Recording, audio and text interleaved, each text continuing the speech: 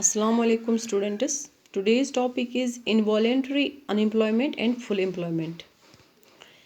जो involuntary unemployment है यही हम estimate करते हैं जब हमें देखना होता है कि unemployment कितनी है किसी country में. Only involuntary unemployment is considered in the estimation of total unemployment in the country. इसी को एस्टिमेट किया जाता है जब किसी मुल्क में देखा जाता है कि अनएम्प्लॉयमेंट कितनी है. It's a compulsion to remain unemployed because jobs are not available in the market although persons are willing to work at the prevailing rate of wages.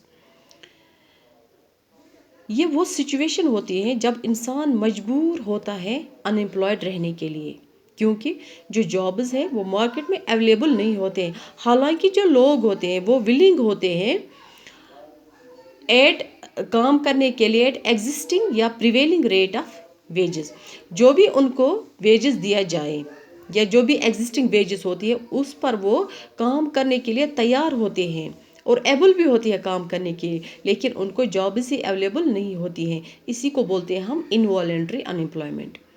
According to an economist Hansen, involuntary unemployment is a situation in which people are able to work. People are able to work. वो काम करने के able होते हैं and willing to work, और willing भी होते हैं, उनकी ख्वाहिश भी होती है, उनकी चाहत भी होती है कि वो काम करें at existing rate of wages. जो existing rate of wages होती है, जो भी उनको तनख्वाह दी जाए उस पर वो काम करने के लिए तैयार भी होती है और काबिल भी होती हैं, but do not get work. लेकिन वो उनको काम नहीं मिलता है.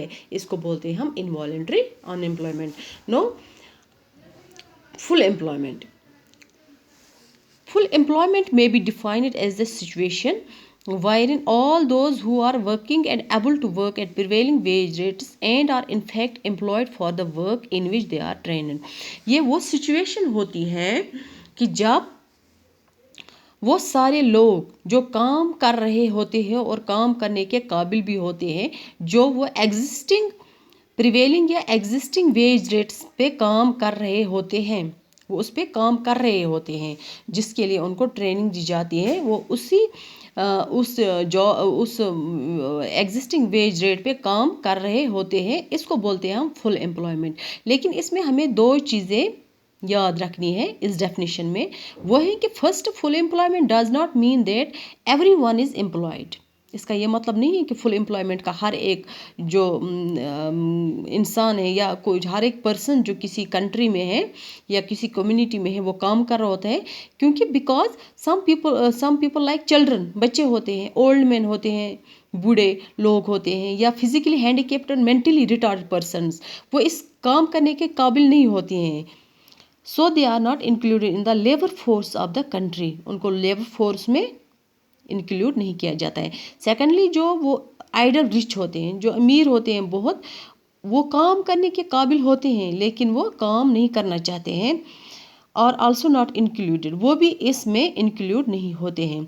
Full employment will exist in spite of there no working. वो काम नहीं करते हैं लेकिन फिर भी हम बोलते हैं कि there is a full employment in the country, कि full employment still exists in spite of there no working. So this is involuntary unemployment and full employment. Thank you.